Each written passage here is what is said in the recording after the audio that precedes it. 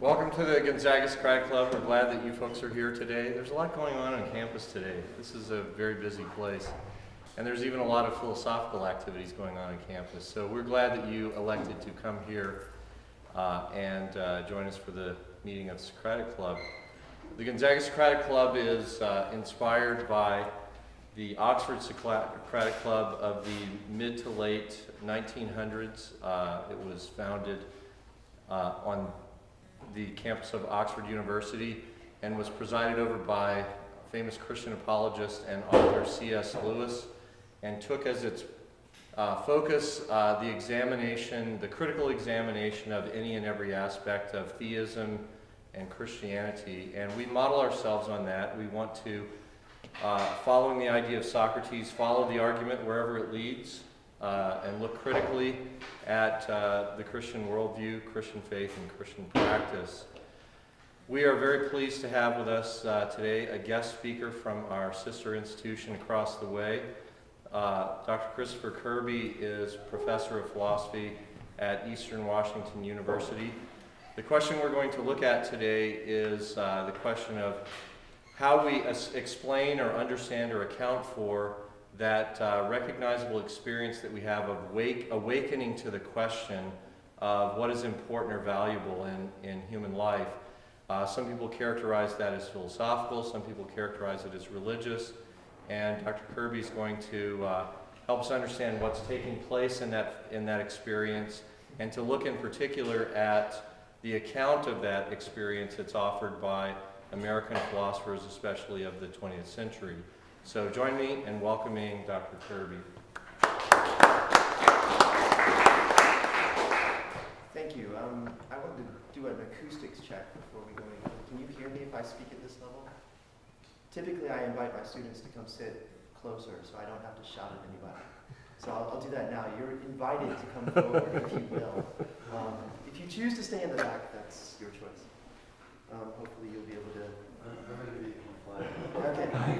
Thank you very much. It feels so, I like intimate things, right? This just doesn't happen. All right. So, maybe just as a preface to reading the paper, I'll start by saying that most of the argument, especially the second half of the paper, is going to revolve around the philosophy of John Dewey, who is mostly known for his philosophy of education. So I'm going to start off with some points about philosophy of education, and hopefully we can see where I think that connects up, maybe through discussion, with this idea of religious experience. So I'll simply begin. It could be said that philosophy itself is a most peculiar response to the universally human life problem. That is, the problem of knowing ourselves in any meaningful sense, and knowing our place in the world around us. With regard to this problem, the philosophical inclination is often to turn inward. Or as my philosophical cousins in Limerick might poetically state it, there once was a boy who said, though it seems that I know, what I'd most like to see is the I that knows me when I know that I know that I know. Simply put, human beings are uniquely reflexive, and philosophers tend to be even more so. I believe this reflexivity is where philosophy and religion most often intersect. Socrates and Plato stand out among the greatest of philosophers, in part because their response to this human paradox, known as dialectic, was not only one of the first, but also one of the most ingenious.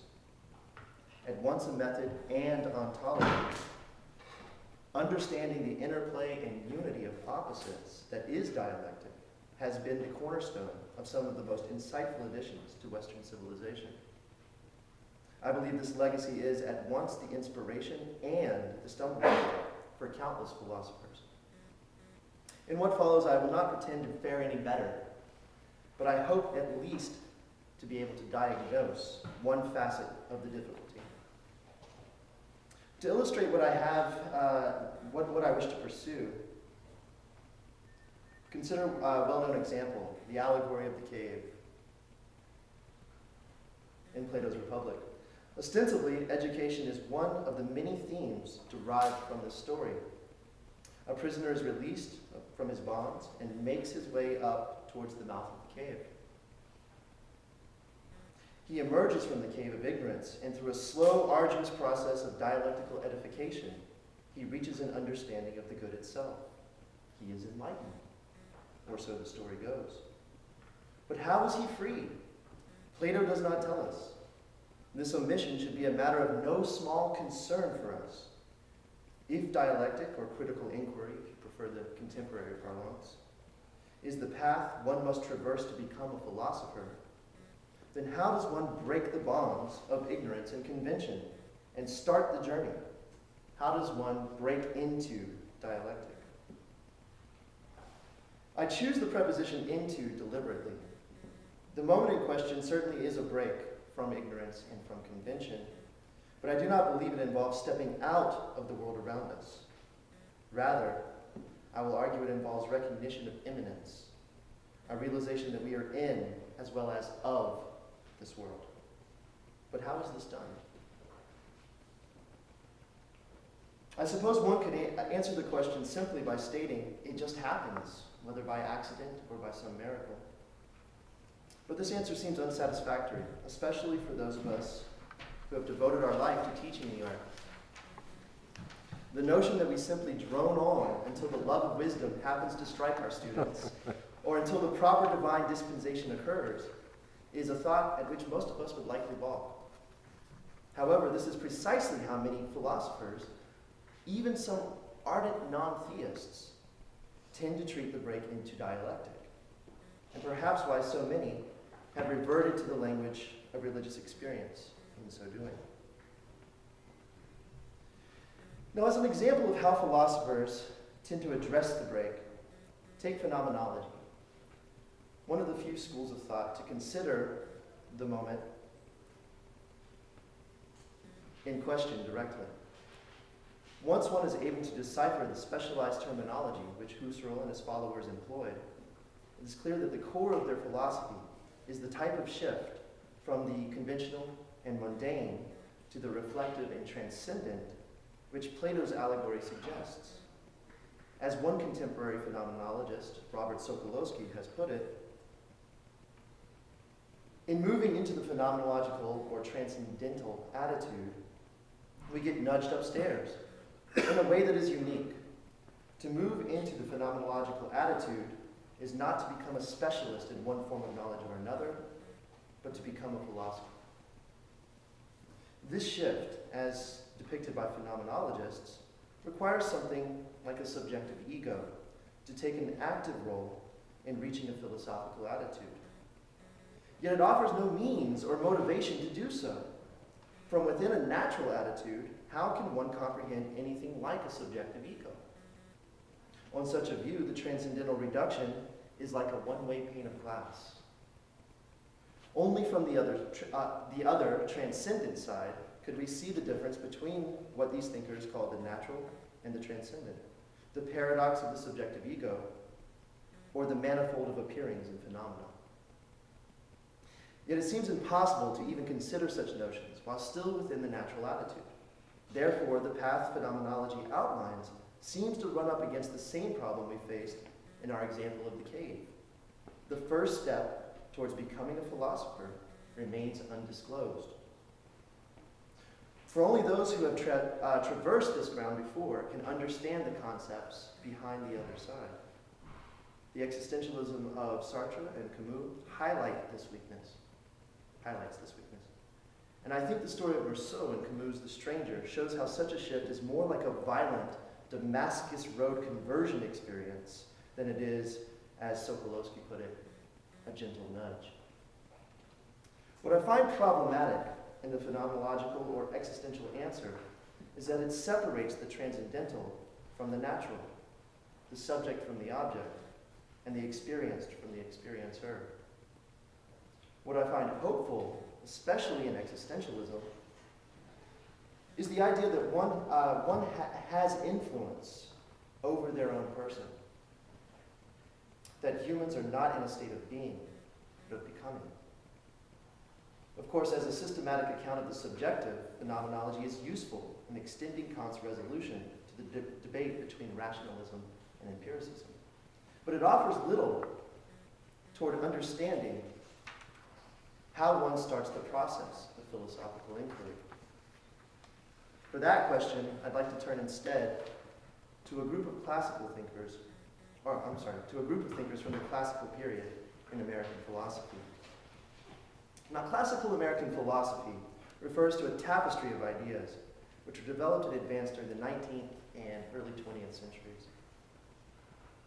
While the two most notable philosophical positions to grow out of this era, you've probably heard of these, pragmatism and naturalism, have colored much of the contemporary American philosophy since.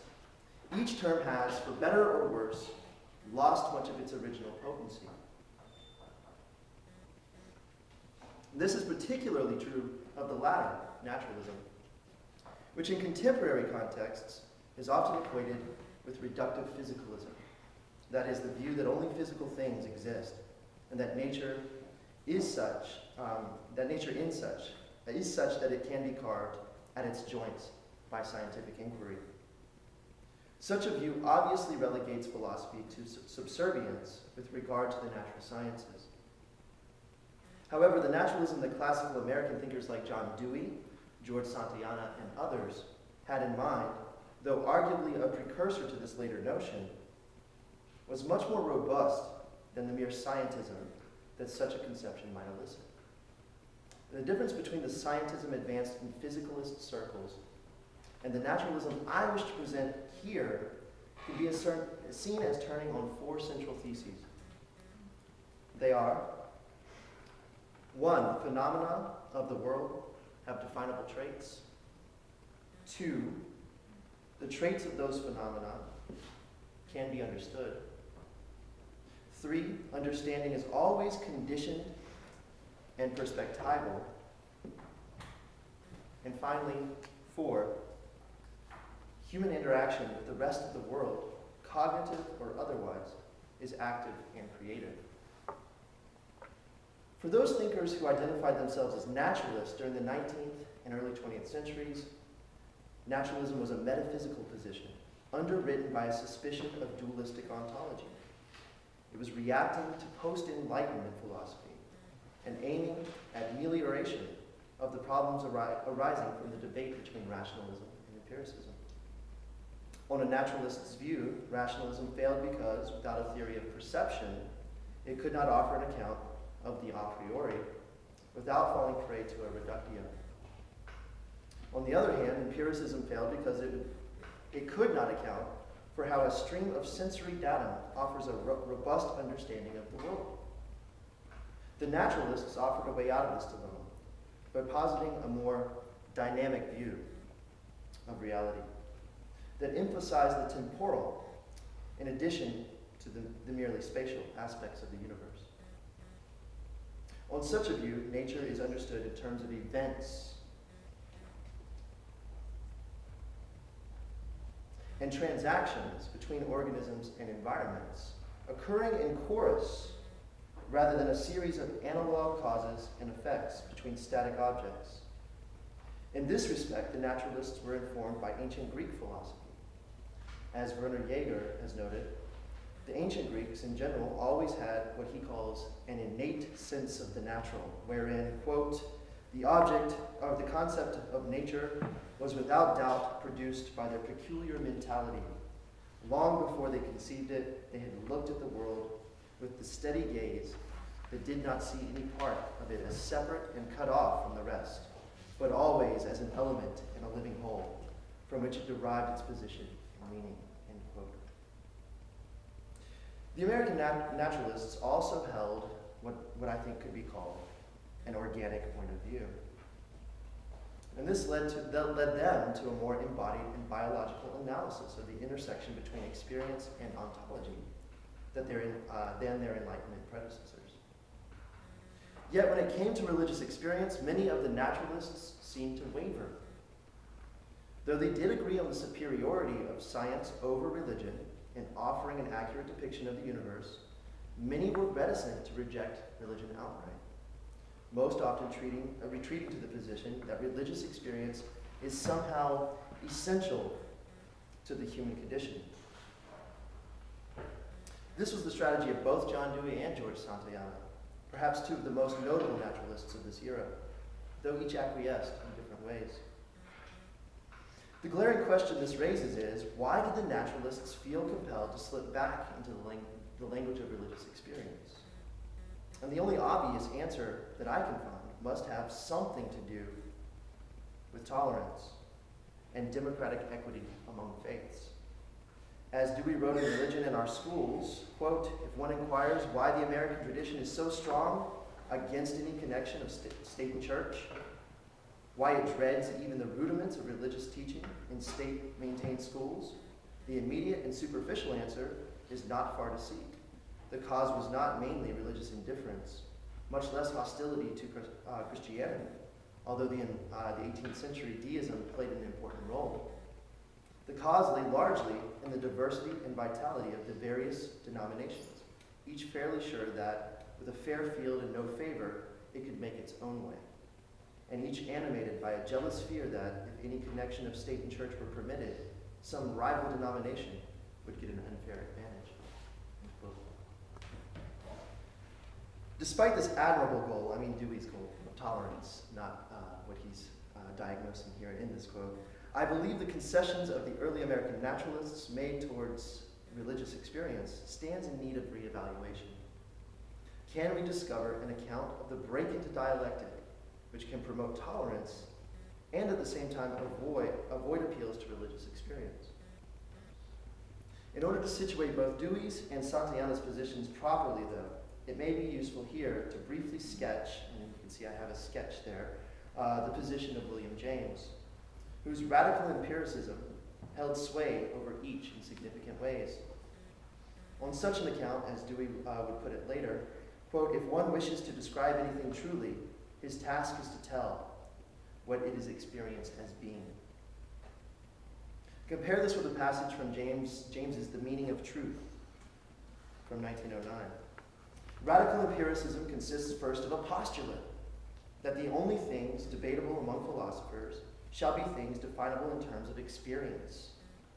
The generalized conclusion is that therefore the parts of experience hold together from next to next by relations that are themselves parts of experience. In his The Varieties of Religious Experience, 1902, James wrote, "One may say truly, I think, that personal religious experience has its root and center in mystical states of consciousness." So according to James, mystical experiences are characterized as ineffable, transient, and passive. Nevertheless, as he maintained, these experiences always seem to have a noetic quality to them. That is, some type of knowledge-based claim. Nevertheless, as he maintained, and because James was a philosopher preoccupied with working out the meaning of truth, as his employment of Peirce's method, among other things, reveals, he was led to argue that mystical experience could provide access to a specialized kind of truth. On his view, these truths, though individual and ultimately unpersuasive to others, are the most profound and concrete. This was a belief which he had defended elsewhere in relation to less phantasmal situations. As he wrote in 1899, in What Makes a Life Significant, this is another lengthy quote, but I think it's an important one. "Every Jack sees in his own particular Jill charms and perfections to the enchantment of which we stolid onlookers are stone cold." Such a poet, isn't he? "And which has the superior view of the absolute truth, he or we? Which has the more vital insight into the nature of Jill's existence as a fact? Is he in excess, being in this matter a maniac? Or are we in defect, being victims of a pathological anesthesia as regards Jill's magical importance? Surely the latter.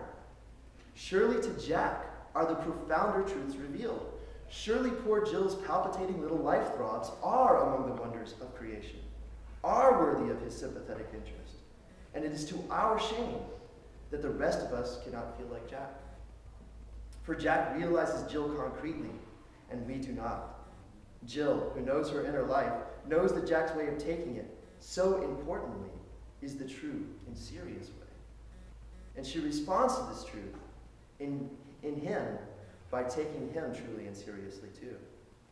May the ancient blindness never wrap its clouds about either of them again. A poet and a romantic. Of course, this view of inner revealed truths had already led James to posit what he called the will to believe.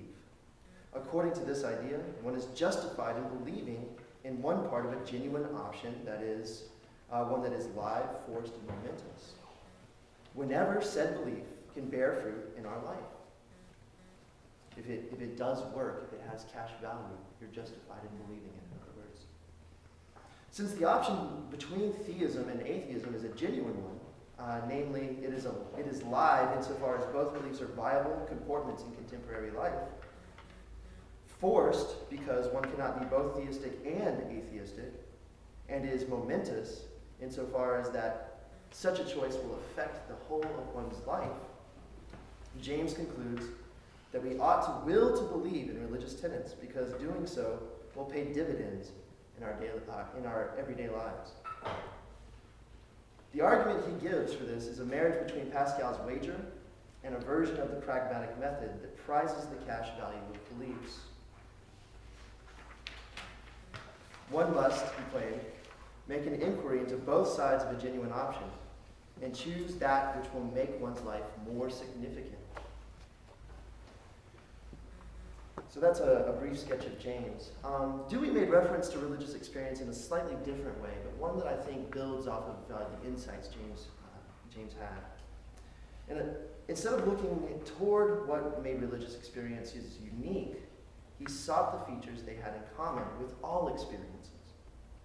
He was more interested in the religious, in the adjectival, rather than in religion proper as an institution.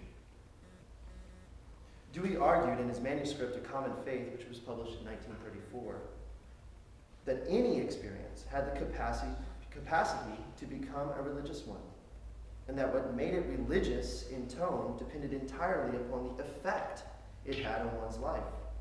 But even life-altering experiences could only be said to be religious from the vantage point of a reordered life.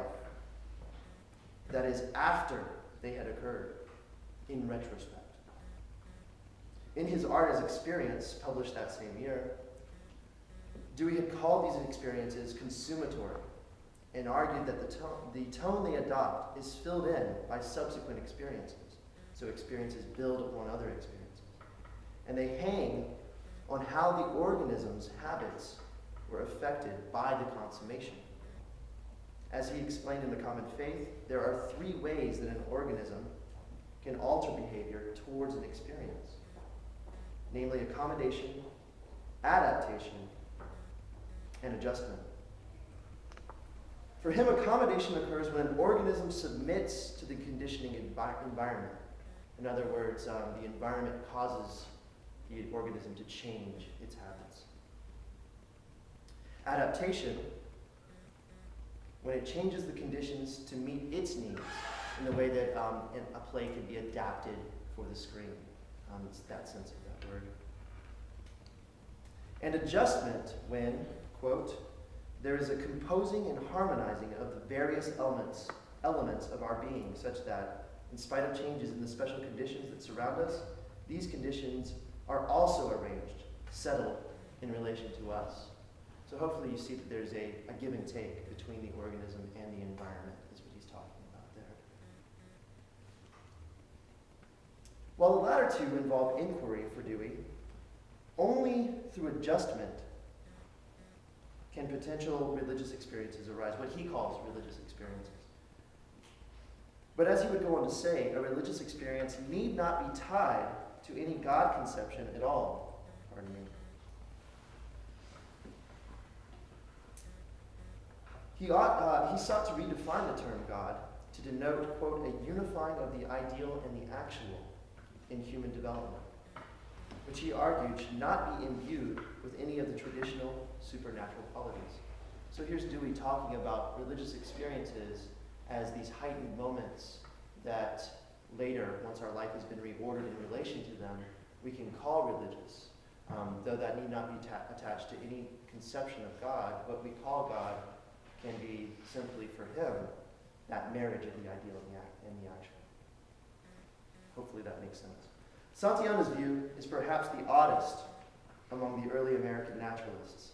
A self-proclaimed atheist who continued to attend Catholic Mass throughout his life, Santayana claims religion to be certainly significant, but not literally true.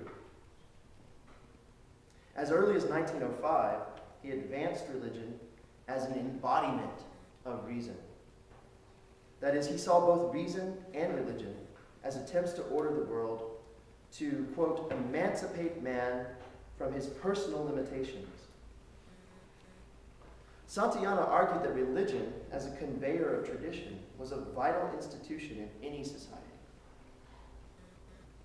Thus, he believed that the aesthetic, poetic elements of the religious experience were essential for a fully human life. Although religion alone, without scientific modes of understanding, largely fails, in his opinion, to attain the life of reason, in other words, Santayana believed that religion was a necessary prerequisite for reason, one which developed the capacity for working with symbols. In this way, Santayana would later draw religion and reason even closer together by making what he called animal faith the precondition for knowledge. So I submit that those of us who face the religious intolerance of the 21st century should use caution in adopting these accounts. And if I have time, at the end of the essay, I'd like to show how we could actually talk to somebody like Richard Dawkins, who I think is part of the problem of religious intolerance today. Maybe address some of his ideas, if there's time. The Jamesian view seems too subjective to achieve the desired end of tolerance among religions. For if we see religious experience as providing deep, profound truths to which no others can have access, the way Jack viewed Jill in the quote that I gave you earlier, then two parties who claim different experiences remain at an impasse. On the other hand, neither Dewey's nor Santayana's position, which make cases for religion on aesthetic grounds, rather than metaphysical or moral ones, appears up to the task of fostering political tolerance when it comes to religious belief. Redefining terms, as Dewey seemed to suggest, is a strategy that might ask too much of our educational institutions. Such an attempt to change the language game, as later Dewey and Richard Rorty was fond of putting it, could be tantamount to fighting a culture war, as we've seen in recent U.S. history. And in many places in the world, religious belief is too deeply entrenched to be rooted out by a few new metaphors. Likewise, asking the average man or woman to not take their religious beliefs so seriously and rather derive poetic and aesthetic fulfillment from them, as Santayana did, is unrealistic and impractical. Having such a sense of contingency about one's beliefs often leads to a sense of complacency and disregard toward the beliefs of others. It is not surprising that even self-proclaimed naturalists should fall back on the language of mysticism. Philosophers have long fancied themselves gurus. Looking back to Plato once again, we find a similar sentiment. I do not. Okay, bear with me then. In Plato's Phaedo, we see this statement. For as they say in the mysteries, the thyrsus bearers are many, the mystics few. And these mystics are, I believe, those who have been true philosophers. But it seems even Plato would stop short of viewing mystical experience as the means through which his cave dweller is freed. Since the remainder of the process involves the prisoner discovering the truth of the world around him. Looking closer at this passage, the philosophers are being described not as those who have some sort of numinous experience, but as those who have lived well, precisely because they have come to see the identity of virtue with knowledge. While those who bear the fertility staff of Dionysus may be many, those who do so with practical wisdom, with phronesis, are few indeed. As such, the move towards philosophy proceeds through the realm of external things and of action, does not traverse the internal avenues of pure subjectivity or mystical experience. After all, the mystic is opposed to the philosopher by the fact that he begins from within, whereas the philosopher begins from without. The mystic starts from his inner, positive, individual experience, in which he finds himself as the eternal and only being, and so on. But nothing of this is communicable except the assertions that we have to accept on his word. Consequently, he's unable to convince. This inability to convince would mean that education is not possible under the models of the phenomenologist or the mystic, precisely because they focus on just one side of the dialectical process. In the same way that one cannot simply say, "Today I will become a philosopher," it does not seem possible to take it upon ourselves to begin the task of reflection. It is an act that is only available to us after we have disclosed ourselves through a context of harmony with the world around us. With this insight, there may be a way out of the dilemma regarding breaking into dialectic for the naturalist, especially if we focus on another feature of Dewey's philosophy, namely the concept of growth, which held a very special place. He used it almost like a technical philosophical term. In Dewey's philosophy, human growth is seen as just an extension of the growth of nature itself. Perception and cognition are only different in degree. Reason is not something over and above nature, but is immersed within it. Reason is not native or essential, it is achieved, and it's not always operative in human beings. From some of the blank stares, I think Dewey might be onto something there. This somewhat deflationary view of reason was advanced by many of the naturalists. However, Dewey came to it from a different direction. Instead of positing reason as the tenet of a reified mind, as naturalists like Santayana seem to do, Dewey argued that the intellect was a function that emerged from the transaction of experiencing natural events, what he called organisms, from within the context of other natural events surrounding them, what he called environments, toward working out unstable situations. It was, in a word, instrumental. Dewey took Darwinian evolution philosophically, and as such believed that there could be neither absolute natural conditions nor absolute human responses to these conditions, or problematic situations, if you will, the conditions in which transactions take place. In an evolutionary cosmology, there are only temporary stabilities, not absolute ones. So Dewey suggested that social institutions and ipso facto culture were the stable outcroppings of the co-adjustment between the habits of organisms and the habits of environments. On this view, culture is simply formalized experience and is contiguous with nature.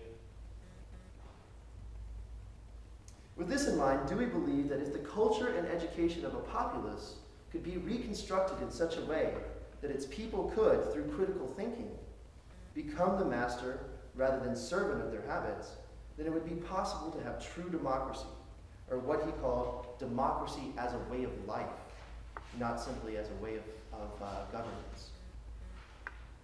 That would be a way of living that would be at once progressive and cooperative, a way of life where our faith in some prime mover, be it intelligent or not, might be replaced with a faith in each other. So I submit that if democracy is to become this way of life as Dewey hoped, we must move beyond a mere reliance on external institutions toward adapting our habits and attitudes in chorus with our rapidly changing natural, political, and social environments. Notice how this idea can foster the tolerance which Dewey sought in his writings on religion. But its key is that we take encounters with others as opportunities to grow. In Dewey's words, to treat those who disagree, even profoundly with us, as those from whom we may learn, and insofar as friends, to cooperate by giving differences a chance to show themselves because of the belief that the expression of difference is not only a right of the other person, but it is a means of enriching one's own life experience. is inherent in the democratic personal way of life. It is to realize that democracy is a reality only as it is indeed a commonplace of living. This evolution of the human being into the truly democratic being, I believe, is what ties Dewey's naturalistic ontology to his unshakable hope for our future. In short, what all of those who have become philosophers, those who have broken into dialectic, as I'm putting it, seem to share is some form of the realization that their own person is connected to the world they inhabit, and have begun a process of reconstituting that person based on the insight. It is to understand, in some degree, that I am who I am by virtue of the world around me, the world that I inhabit, my habitat, where I habit at. And the effort to enrich that understanding starts with enriching my own surroundings.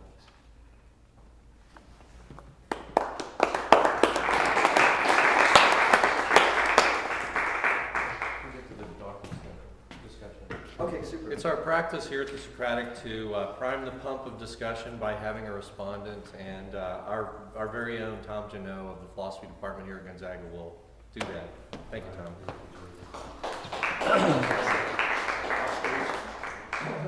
Exit stage left. Well, we could just have a seat and stay relaxed. That would be fun. I'll sit over here then, I guess. And I want to have a seat too.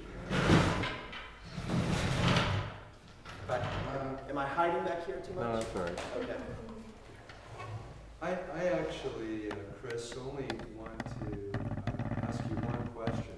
I appreciated your paper very much, and thank you for giving it and for coming to our campus.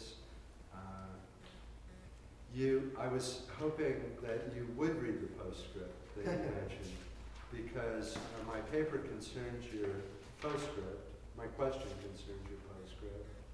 And your postscript is devoted to the notorious atheist Richard Dawkins. Mm-hmm. And eventually you get around to quoting Dawkins to the effect that the sort of scientific worldview that he advocates has a moment of the sacred in it. Mm. So, since you didn't read that part of the paper, you're quoting Dawkins here.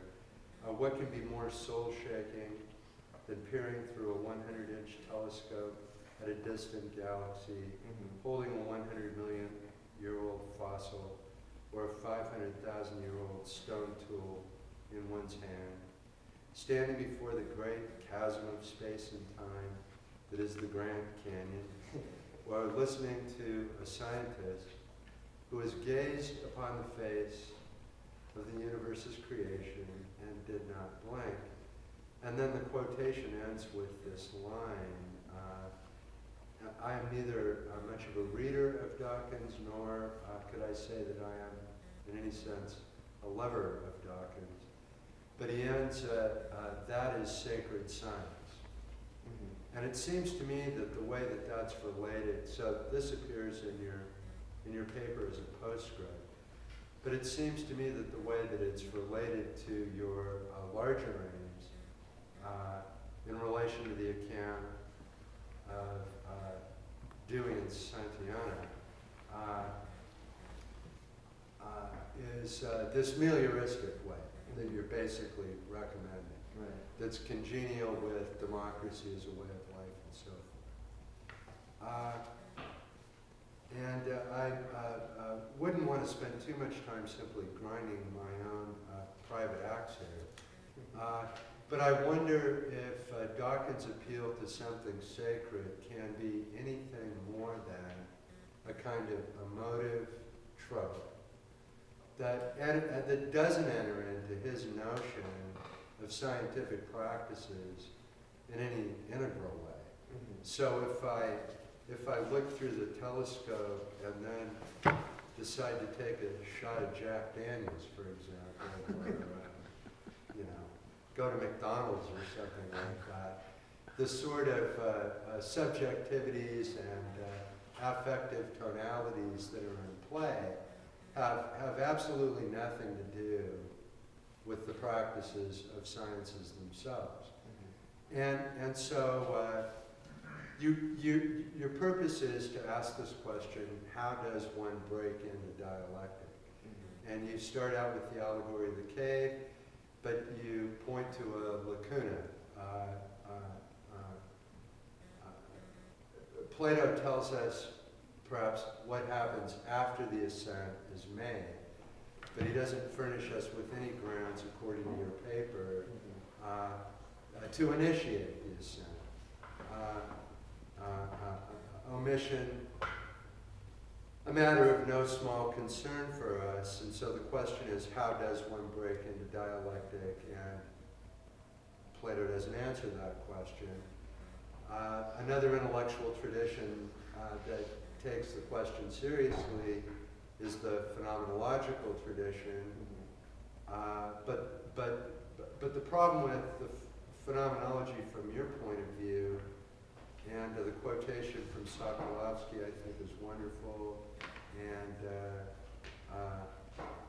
the one-way pane of glass, I think that's a beautiful image, and I hadn't seen that before, so thank you very much.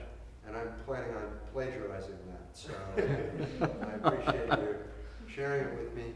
But your dissatisfaction with the phenomenological approach, particularly with respect to Husserlian phenomenology, is that there's still this disjunction between the transcendental and the natural.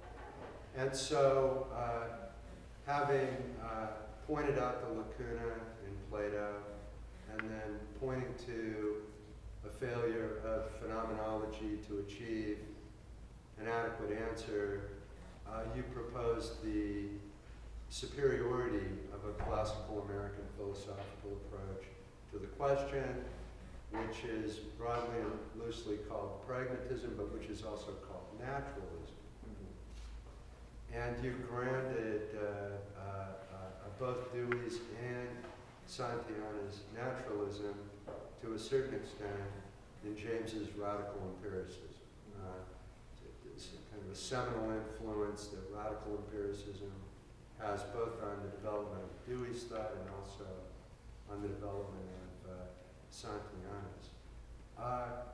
So, if I've got the thesis correct, then here's my question. This latter-day naturalism, Dawkins et al., and we should have its philosophical representation somewhere, but I'm not sure what we do. Should really be called physicalism, and I think you suggest that yourself. I do. And I think that's quite appropriate. I think it also should be called physicalism.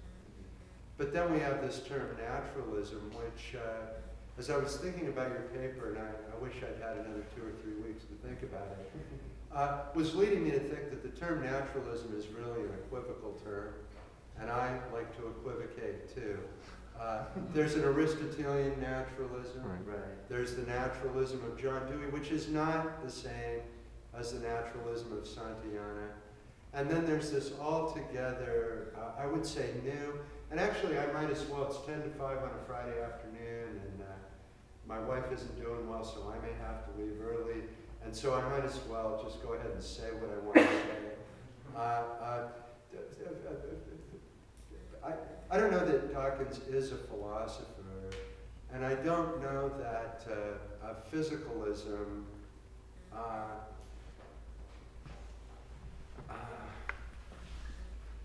should really even be called philosophy in the first place. And I certainly take offense that it's called naturalism.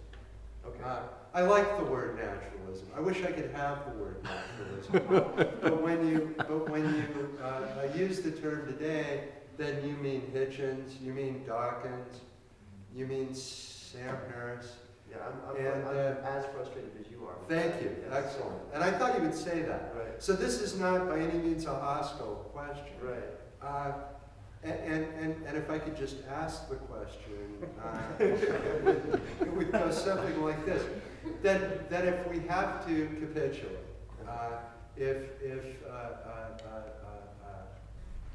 may I say Dawkins and his kind, must I treat him with respect? I have a very peculiar reason for not wanting to treat him with any respect, or to treat physicalism with any respect. And particularly by virtue of a composition of place, and remembering where we are right now.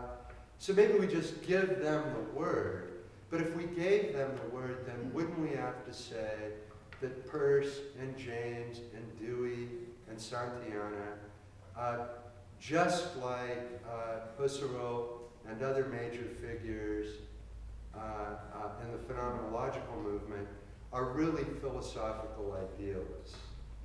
And so Dewey can call himself a naturalist, but if naturalism is a synonym of physicalism, then Dewey isn't a naturalist at all. He's something else altogether.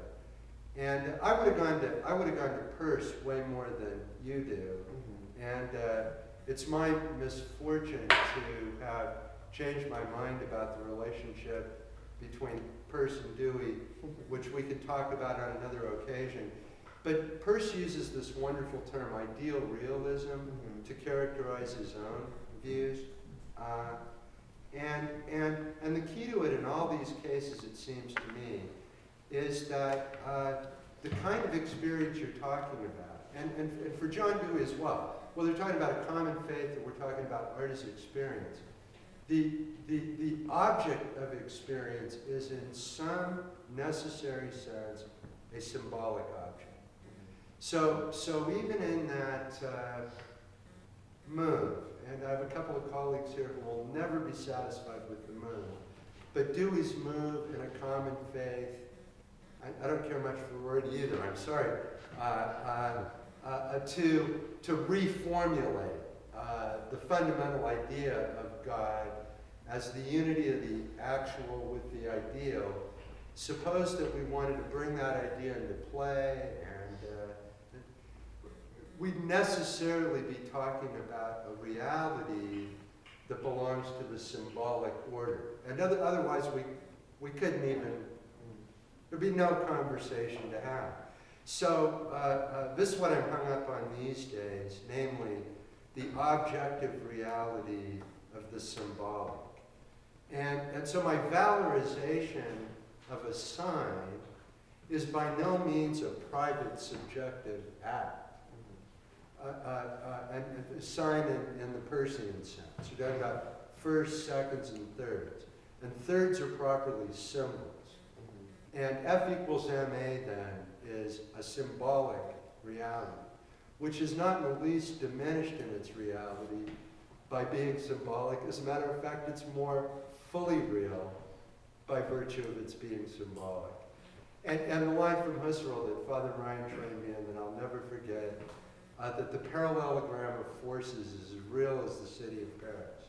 So we're still talking about science now, and Peirce is certainly writing about science, and there's certainly a philosophy of science in the thought of John Dewey, which is completely democratic.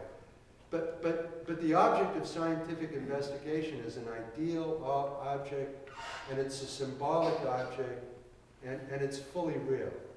And if I have a physicalist worldview, if it could even be called a worldview, then no symbol can appear. And if no symbol can appear, I can't even undertake scientific investigation in the first place. So I'm insulted to find Dawkins appropriating a word that means a great deal to me, namely that word sacred, and then referring to his own notion, threadbare and impoverished, of what scientific investigation is, as sacred science.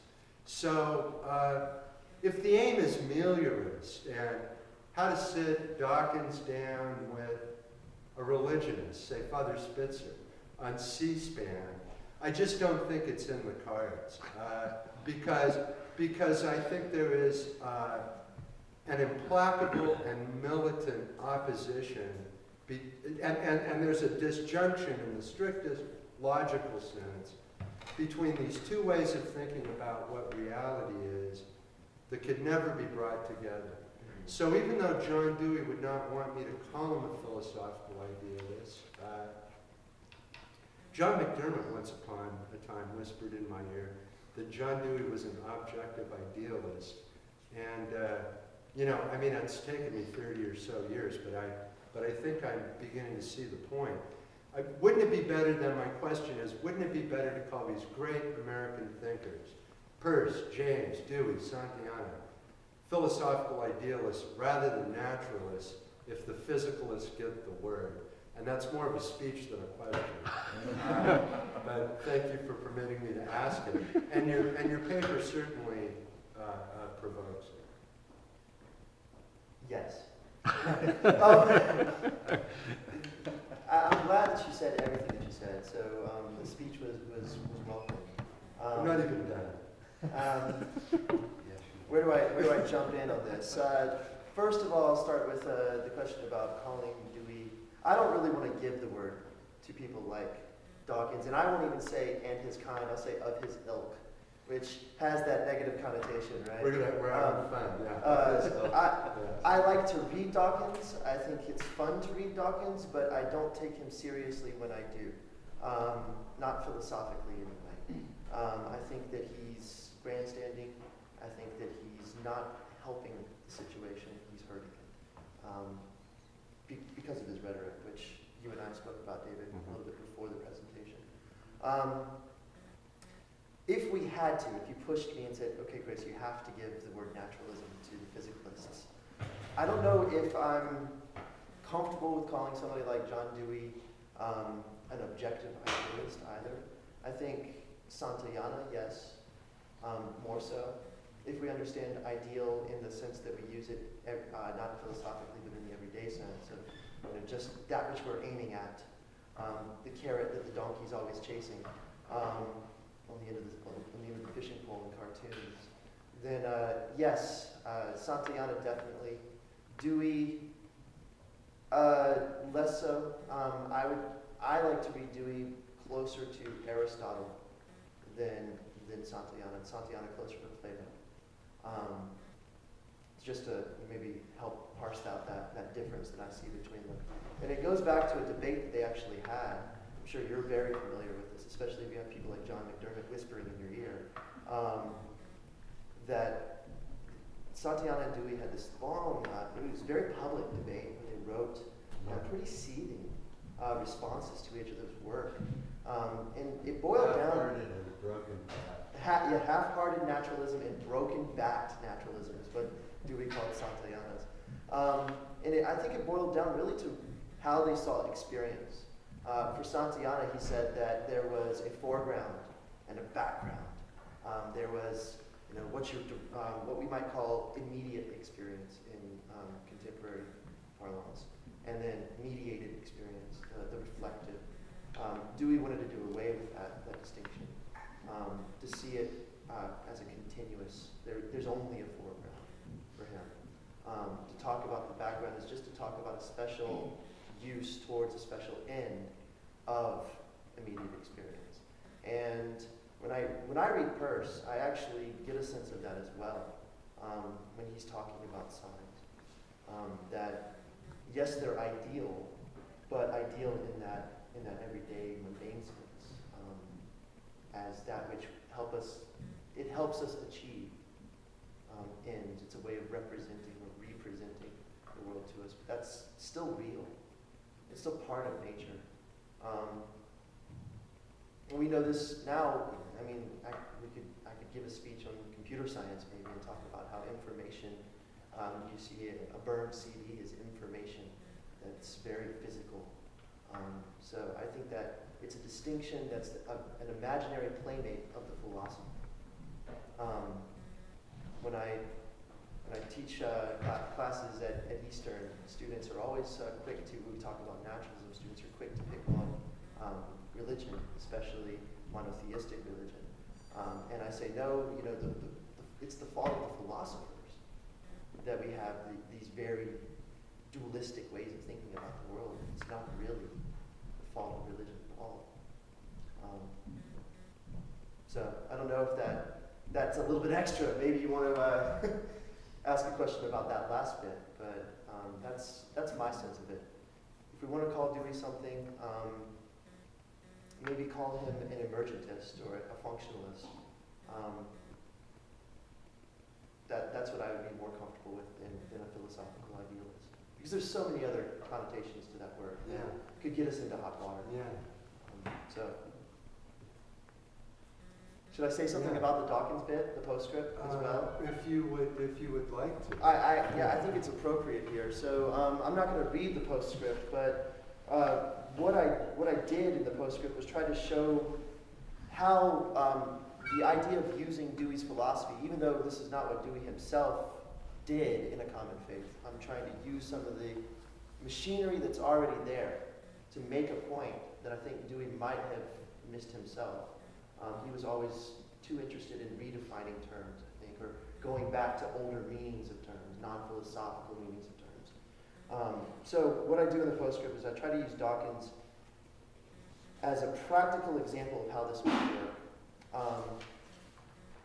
Even though Dawkins is obviously not trying to make this philosophical point, I don't think he's a philosopher at all, so I agree with you there. So I say unwittingly, he makes a philosophical point for us, in especially one chapter of his book, The God Delusion, called A Much Needed Gap, where he talks about how religion, according to many folks, religion is necessary, in very much like a Santayana type of argument, that it's necessary for human life because it fills a gap that nothing else can fill. And he goes on to show, he talks about 4 different areas that this might take place: explanation, exhortation. I could probably pull it up here, actually. Here we go. You have to turn the thing back. It went to sleep. Oh, did it? Yeah. Okay. So exhortation, hopefully that'll come back soon. Explanation, exhortation, consolation, and inspiration. Now in this chapter, he leaves explanation and exhortation alone because he's already done that work, he thinks, in The God Delusion, which that's a point that I'll just grant him, even though I think it's arguable. He focuses on this chapter on consolation and inspiration, and that's why he's using phrases like sacred science, because he thinks that science can give us inspiration and consolation. And I think that using the word sacred there is a rhetorical move. It's an effective move. It's kind of, it's another reason why we wouldn't want to call him a philosopher. I think it's one of those good examples. But, and I will read just the last bit, just the last paragraph of my postscript. So I believe that the philosophical point that can be gleaned from Dawkins is this: if it's the case that human beings can find consolation and inspiration from a source other than religion, then it is not the case that religion is necessary, but instead simply one way of achieving those ends. In this sense, religious experience is not privileged, but we need not try to repackage our non-religious experiences either. They can have the same power to elicit beauty and emotion as any religious imagery, if we only let them, and that's the key. I think that's the existential, that's the hopeful part of the existentialist philosophy that I want to hang on to. If we philosophers can help ease the perceived tension between science and religion, that I think Dawkins is contributing to, between believers of every stripe, religious and non-religious alike, I believe that that is the point we must hope to get across as philosophers. So, I don't know if that helps or makes it worse. That's the idea. Well, I mean, I had my chance, so Yeah, let's open up for questions or comments. If anybody would like to join the conversation, please do. I'll start. Tom, when Father Spitzer was here last week, or the week last week, actually, I was talking with him. He said he was supposed to appear on a show with Dawkins. And Dawkins pulled out. He has appeared with Hawking. Yeah, hasn't he? with Hawkins. I'm Larry King. Dawkins was supposed to be part of that, and when Dawkins found out that he was going to be on there, Dawkins didn't want to do it anymore. I'll ask a question about, I mean, maybe it's more mundane. With respect to all of these people, Dawkins and Dewey and Santayana, it seems to me that they're being unfair to religious people in that they claim to have access to a viewpoint higher than religion to explain this religious experience. Okay? And the people who have religious experiences don't describe their experiences in those terms. They describe them in terms of transcendental, something breaking in from outside into their own experiences. And so they sort of, it seems like an exercise to me in question making, in that they say, well, what's really going on is this. Okay? And the religious person says, well, no, that's not what's going on.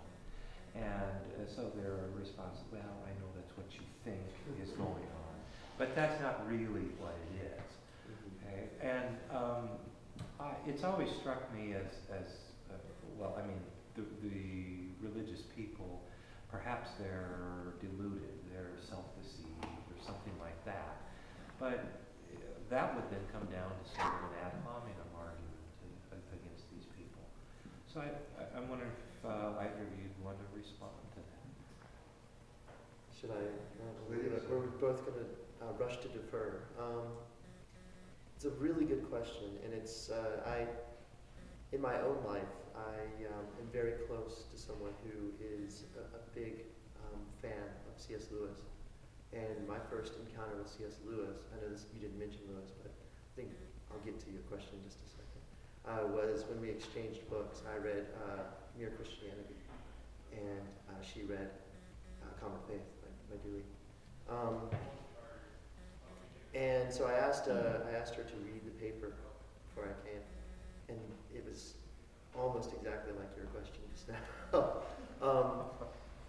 I think there is a problem and I don't think it's just one side or the other. I think it's what we might call speaking past one another. So, this is what's going on. No, it's not. Yes, it is. No, it's not. And there's never any type of resolution to that. So what I was hoping to do was to show what the import was of an experience like that.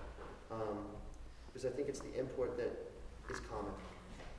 Somebody who does the break into dialectic in a non-religious way, in a secular way, I think, at least to some degree, starts to see a connection around them.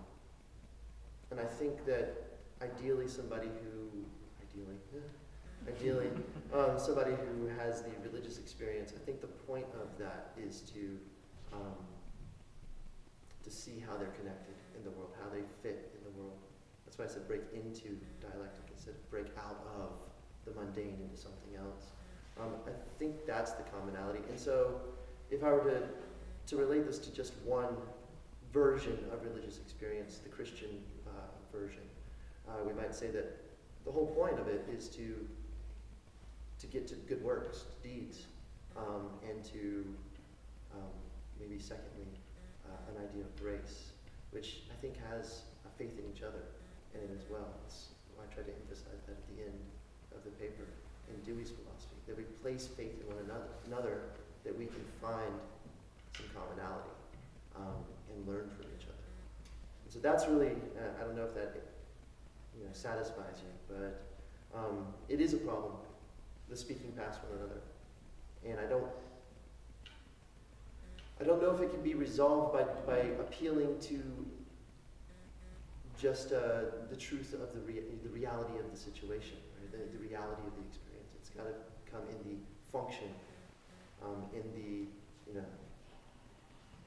what we do, in the action, the praxis of the experience. That's the only hope for any type of tolerance and tried to find that, and it's not an easy thing to do, obviously. Smarter people than me have spent their entire lives on this issue and haven't solved it. In the back, yes. So if it came down to the point where you had to choose truth or tolerance, and I don't know if just in the process as a philosopher, a Christian philosopher, or a non-Christian philosopher, are you suggesting that this goal of tolerance is what should be at the forefront of the goal of philosophy, or should it be the pursuit of truth? Well, I think that they're both values. Being right and getting along are things that we should value at the same time. Obviously, these are values that can be in opposition, and I think precisely are in opposition when people are speaking past each other. Do they have to be in opposition? I don't think they have to be, no, but I think that they often are, and that's the problem whenever there's a debate, the type of debate that Dawkins is contributing to instead of helping to solve is that problem, I think. But we don't have to, where we might not be able to ever find a way to maximize both, but we could optimize both, I think. And that's my aim, is to try to optimize both values.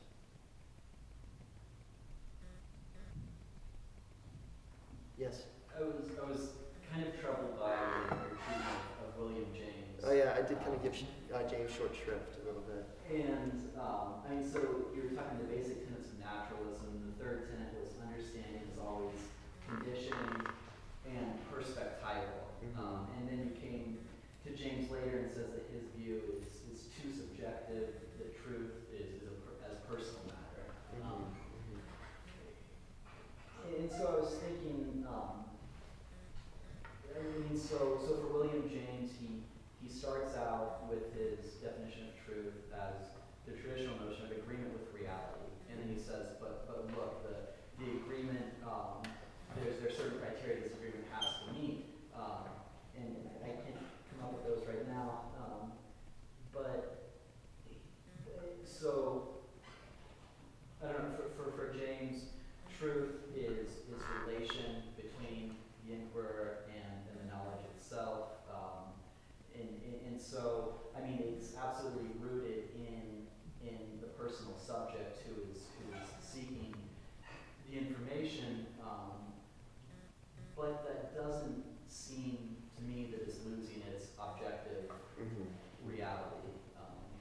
That as we experience it, and you said in the habitat, you could say the light world, that when in the act of experiencing, it's not, I mean, while it does come through the subject, it's not, I mean, for James, I don't think it's anything goes, it has to measure what other experiencing and so on and so forth. So I'm wondering, Yeah, I'm glad you brought that up, actually. If I'd had more time, I would have been a little bit fairer to James, but I needed to just make my point and move on.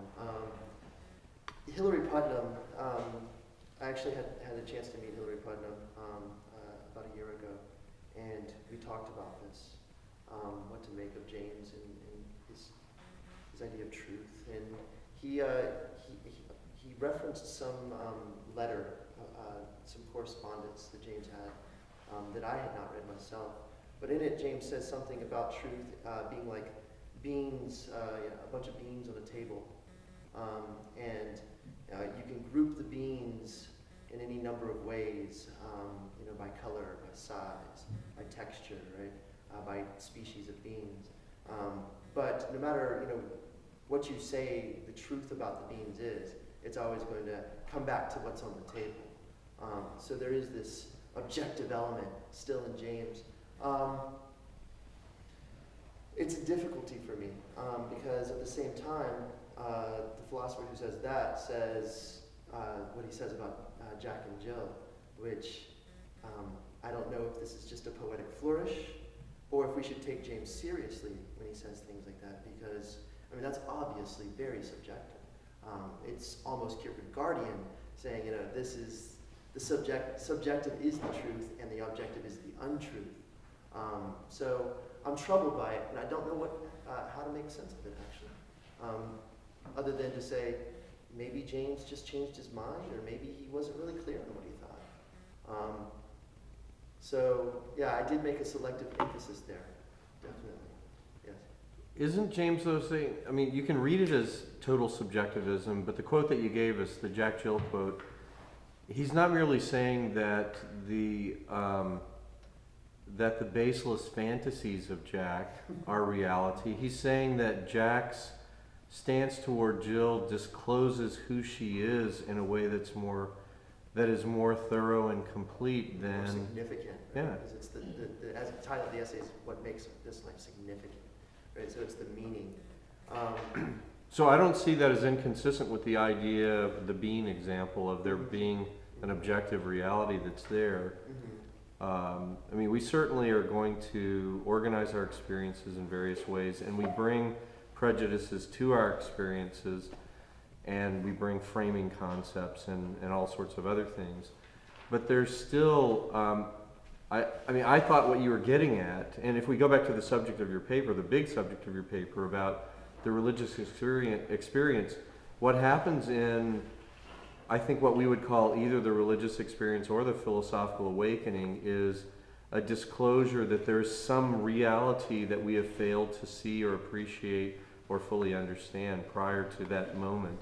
You referenced, when we talked about this before your talk, but Merceau in The Stranger, and I think you're absolutely right. That's a Damascus Road. But of course, it's one that he comes to incrementally as he realizes there's something very dead and pale and ultimately unreal about my experience, how he lives life like a robot, and he has to have a conversion precisely because he awakens to the fact that there is a deep poverty about the way he experiences the world around him. Right. First, James. Let's say one more thing about James. I agree that idea of significance is part of how to make sense of it. But at the same time, when I read how that's connected to something like the will to believe, and this is a problem that I've had in Pascal, especially teaching Pascal. You talk about the wager, and then most people don't really focus on this in philosophy classes, but what comes right after that is the machine, right? And you're supposed to just build a habit towards this belief, and one day it will become true in a deeper sense, not just in the significant, like meaningful sense, but in the objective sense. You'll actually not just say you believe it, but actually believe it. And I don't know to what extent that's possible. And when James uses the will to believe in the way that he does, it feels almost disingenuous to me. Maybe that's just my own prejudice, but it's something I worry about anyway. So, refresh me, what was the last part of your question? Well, I was just suggesting that we can connect that to the subject of your paper and say that the religious experience, or if we want to broaden it and talk about the religious or philosophical awakening, that either of them have to do with seeing things, well, I'd put it negatively. I think both of them are characterized by the sense that one's categories are inadequate and unable to account for the richness of one's experience. Yeah, that's right. And I think you're absolutely right. And I don't think that involves any type of transcendence or otherworldliness. It doesn't need to, in other words. I mean, to talk about it in that way, I think, is one way you could maybe make it significant for oneself. But I don't think it's necessary. Well, experientially, at the very least, it has to involve a transcendence from the pattern of everydayness that you come to realize is inadequate. You're right, it doesn't have to imply the this is not an argument for the existence of God. I Right, would agree right, with right. that. But when I hear transcendence, because I'm interested in Asian philosophy as well, especially Chinese philosophy, there's Taoism is one of my favorite types of Chinese philosophy. I hear, mystical experience. It must involve some, to use James, right, to transcend and commune with the Empyrean, right, and then be washed back on the shores of concrete life. And I think it's a broadening of perspective, yes, and in that sense it's transcendental, maybe. But not, that's an epistemological transcendence, not a metaphysical or cosmological. Well, or experiential or existential. Right. So when I read somebody like, and this is really far afield from the topic of the presentation, but the Taoist Chuangzi, who is considered a mystic, but he has no conception of otherworldliness in his mysticism. It's a natural mysticism, an immanence, a connection, which is a broadness of perspective. So I think that's the way that one could make sense of what you've described without an appeal to either religious, mystical, or wholly subjective terms.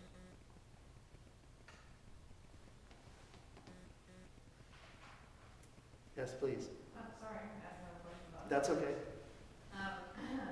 So, going back to your view on tolerance, what for you is the point of, what's the point of this tolerance for the philosopher? Why be tolerant? Is Well, first of all, you're talking about philosophical tolerance, right? Or are we talking about political tolerance? well, I see them one as piggybacking on the other. Okay, how so? Philosophical tolerance leading to a political tolerance. Okay. But you can have a political tolerance without necessarily having the same kind of, say, philosophical. Oh, sure. Oh, yeah, absolutely. One's not, it's not a necessary condition. Okay, so for the goal then, for the philosopher then, what is the point of having this tolerance? For the philosopher. Yeah. Oh, I see. Well, I think it relates to just the exchange we were just having with Professor Calhoun. It is a broadness of perspective. And that broadness of perspective, I think, is itself useful in philosophizing. Okay, so it'll help towards the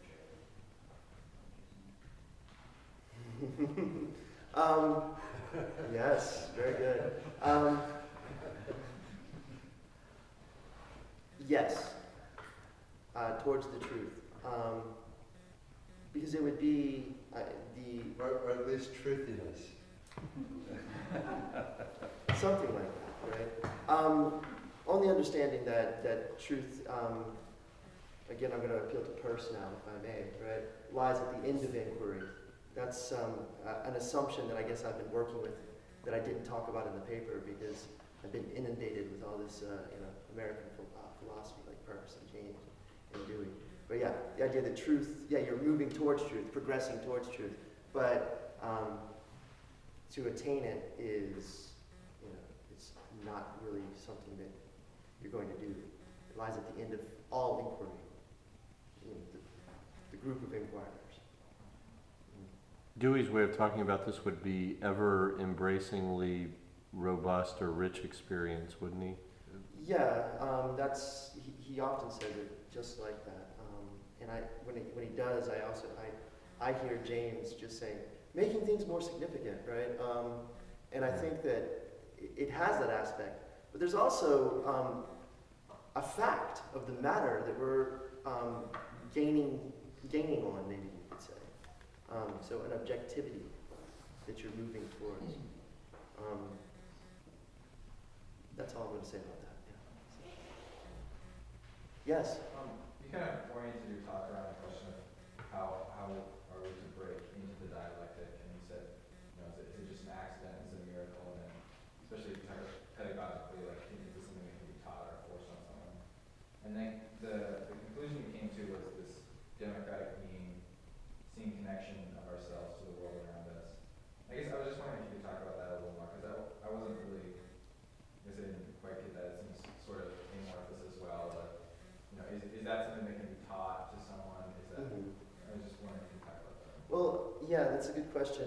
First, before we go too deeply into the question, though, this is another instance of Dewey using a word in his way, a word that everybody else uses in one way, he wants to use in his way. Growth, experience, democracy. These are words that we pretty much understand what they mean, we think, and then Dewey uses them in a technical sense. So when he says democracy, and I always add the phrase as a way of life to the end of it to distinguish it from just the political system. So democracy as a way of life it involves, for Dewey, a very deep process of growth that I would liken to a process of evolution, an evolution of our species. So we might not be evolving biologically or physiologically, but we can evolve culturally. And I think that's the idea. Democracy as a way of life is to move from human beings to democratic beings, seeing each other as connected to us in this, seeing others as connected to us in a very deep sense. So there's this connectivity of the person and the world around them, which includes the people, the institutions. That's part of their environment. We so often make a distinction between natural environments and social environments, and I think for Dewey, what you have is really just a contiguity there. One's an outcropping of the other. The social is an outcropping of what we would call nature with a capital N. And for Dewey, how would that realization come about? How would we come to realize that connection? The process of breaking into dialectic. Yeah, that's the hard part, right? That's the difficulty. Of course, people do it. We have philosophers, and we have people of various religions who see the importance of other people and the world around them. How is it done? That's my big question. That's what really the biggest point of the paper was. And I think it's not by turning inward, by contemplating the subjective ego. I don't think it's numbing myself to the world around me, sitting in and forgetting the way a Zen Buddhist might. In other words, it's not mystical in that disconnecting from the world around me. It involves instead an interaction, a transaction with the world. So to really get involved. And that's, maybe I'm speaking a little bit too much from personal experience at the background of this paper. The way that I became a philosopher, or interested in philosophy, was very much by getting involved in philosophical practices, and then realized, who I am is really dependent upon the people around me, the institutions around me, and the natural environment. So that's, I think. Yeah. That's really interesting. You just gave an argument for Pascal's machine just now. Because that's exactly what Pascal's saying, is the way that if reason tells you that Christianity is reasonable, then what you have to do is participate in the actions and make habitual the practices that are appropriate to Christian life. Mm-hmm. And that's exactly, I think what you just described as your awakening to the philosophical life is exactly what Pascal has in But there's mind. a difference, isn't there? I mean, the difference is that you're doing it with an end in mind in Pascal. Right? I'm going to get there. Now I'm going to do this until I get there. No, I think you do it on the counsel of wise believers who have gone before you. And what you do is you say, I have no idea how this works. Just like as you're a beginning budding philosopher, you talk to people who know about the philosophical life, or you read philosophical texts that tell you you should learn your logic and you should converse philosophically with others. Mm-hmm. I think that's exactly what Pascal means. Okay. The new believer is someone who doesn't know what the practices are, and so has to depend on others who are more experienced and who have, we would say, a deeper spiritual life in order to be trained, inculcated, habituated in that life. Okay. You're thinking of something, Tom. Go ahead. I'm thinking of many things, yes. None of which you're going to share with us? Well, I see another hand. Okay. Yes, sir. Your philosophical practices you're talking about, I mean, to stick with your biography here, it seems that's precisely the inward turn that you were shunning a moment before by saying that it's a break with the world, but in fact that those practices are I mean, by turning inward, in fact, propelled you out to these conversations, to these people, to these texts. I mean, so it seems as if the move in the first place was the inward turn. No, I think it was talking with others, right? So it was being in dialogue, right? That's why I use the phrase breaking into dialectic, right? It's, having sounding words. Mind you, there's nothing wrong with saying turning inward as long as you don't understand that as breaking from anything outward, right? I think it's just the opposite. Oh, really? Okay. So for me, the way I see it is that if you say you're inward, I mean, obviously we can sit and be reflective. I mean, we do this, right? In the everyday sense of reflecting. But the way I see it is that's really just focusing on one facet of this fabric that I'm woven into. I'm looking at one thread of the fabric and not retreating into some inner space that's disconnected from the outer space. What's that? Like Descartes.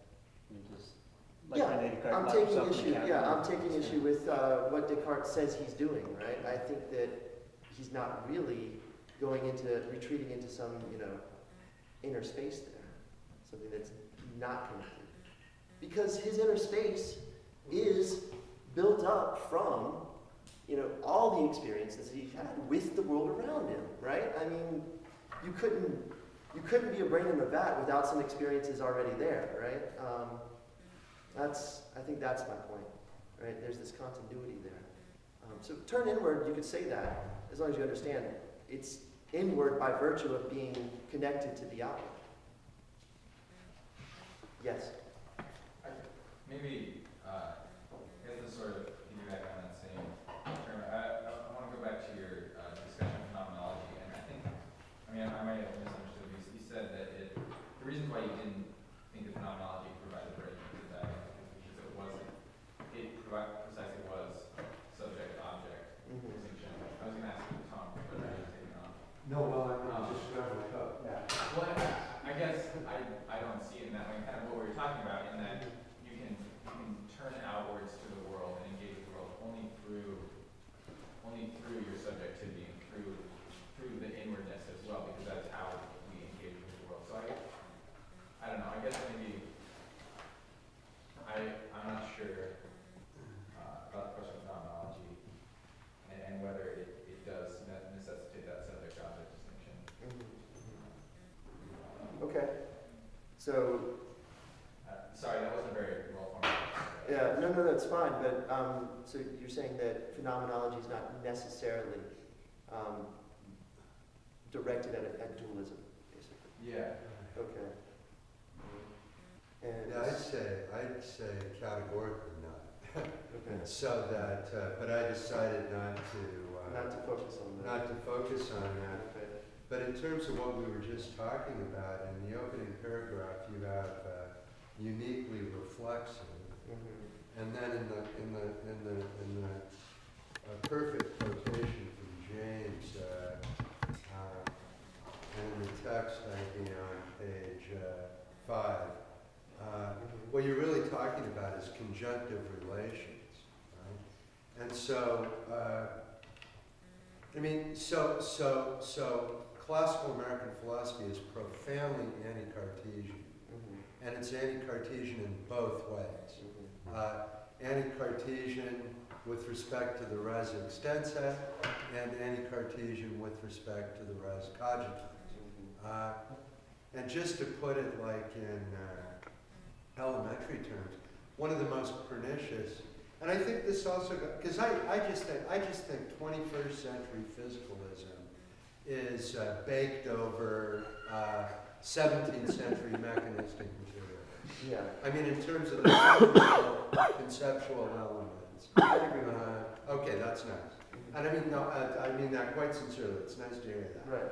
So, of course, mechanistic, and the reason I want to be militant about it is because a consistently mechanical materialism, aka physicalism, is completely pernicious, even with respect to the question of the meaning of something. I mean, I don't want but coming out of the 17th century then with this in here, out there picture of the world, you get, this British empiricism with its associationist psychology, which is fundamentally atomic. And so things appear, Dewey can be corny, and he's corny enough to have recourse to Humpty Dumpty. And I mean, he does. I love it. Humpty Dumpty sat on a wall. Humpty Dumpty had a great fall. All the king's horses and all the king's men couldn't put him back together again, So there's continuity all the way through and from the ground up. So we got to reconceptualize where we talk about inner and outer, and experience in nature, which I think is really Dewey's great masterpiece. And the key to it is that both these things are true, that there are conjunctive relations. I mean, so even with respect to the will to believe, it's cognitive but also volitional and passional, mind, body, and spirit. He's so dead set on the refutation of Lockean, Humean, associationist psychology, and he has every right to be. And it's absolutely devastating, and one would never want to go back and do Locke again, except as a kind of antiquarian. Or why would you do Hume again, except as a kind of antiquarian? But these connections already given in the immediacies of experience, and then so those immediacies are already there. So and then there's this really interesting property, and I couldn't agree with you more. Human beings are uniquely reflexive. And I don't know of any machine that is uniquely reflexive. And so, but that isn't a matter of withdrawing from the world. That's my cue. My phone's ringing. It's ringing just in time. Thank you very much. Craig, good to see you. Give me a call. You got my cell phone number. We'll talk. Congratulations. Could I maybe just say? Yeah, just go ahead, wrap it up. Two or three things just Go about what Tom was saying there. Yeah. So, because this was only a 35-minute talk, I had to really make some big conceptual leaps and just hope that we could talk about my assumptions in the discussion, which we've done largely. That's good. One of those that we haven't discussed, which I briefly touched upon, was this idea of event ontology, of process, right? I think that that's going to really be important. And Professor Calhoun and I were talking before about how we're both emergentists. That we think that this idea of emergence is a way to make sense, or at least a tool to help us maybe make sense of this issue. And if I were to turn this into a bigger project, I'd have to really devote a lot of time to that issue. And I think that's obliquely